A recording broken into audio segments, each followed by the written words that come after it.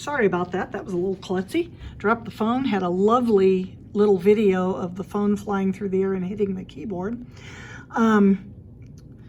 After the pregnancy risk categories, we can look at lactation risk categories developed by a doctor apparently named Dr. Hale.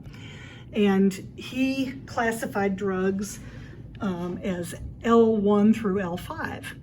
So if it was an L1 drug, it was considered safe for a fetus.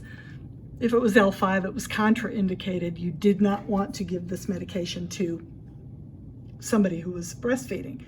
And an example of that would be a drug called Coumadin or warfarin. Coumadin is absolutely contraindicated in pregnant women. It has been shown to be teratogenic. It causes birth defects. And the jury is a little bit out, but it's still considered not to be safe for breastfeeding moms. On the other hand, heparin, which is also an anticoagulant, somewhat similar to Coumadin, but different, as we'll see in chapter 14, is considered safe. Heparin can be given to women who are nursing because heparin molecules do not pass through breast milk.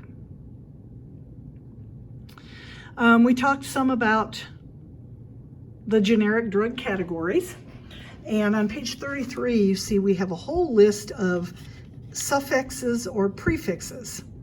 Prefixes are a collection of letters that come before the name of a drug, and suffixes come at the end. So many times you'll determine from that prefix or suffix what category that drug belongs in.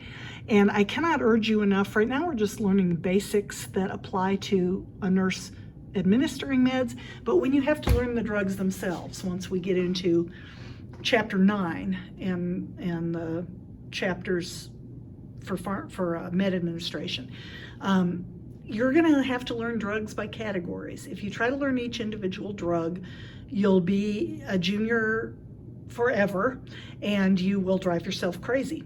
So we have to learn drugs pretty much by categories. And so the prefixes and suffixes can indicate what category a drug belongs to. And on page 33, one of the first things they show you is the prefix CEF, either CEF or CEPH. When you see drugs that have CEF somewhere in their generic name or trade name, sometimes you see a category of drugs called the cephalosporins. They are antibiotics that have a particular action on a lot of different kinds of bacteria, and they're all in the same family. They show you sulf. If you see sulf, you know that it's got some sulfo molecules and it has a particular action like a sulfonamide antibiotic. And other drugs that have sulf in them and work for different things may cause you allergies. So in pharmacology, all through this course, you want to learn the drugs by categories. Learn the basic rules of thumb for drugs. For instance, with cephalosporins, one basic rule of thumb is that cephalosporins have a similar action as penicillins, and people who are allergic to penicillins may be allergic to cephalosporins. That's something you have to know for all of those cephalosporin drugs.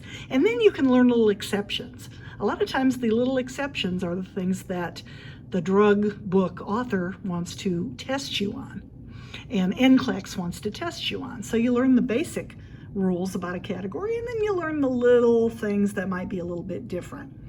But remember, any drug that belongs to the same category is going to work in the same way, and it's going to have effects that are somewhat similar. And I believe that's it. So that's it for chapter 3. Make sure you've watched this. Make sure you've read the textbook, and a couple weeks you'll be tested on it.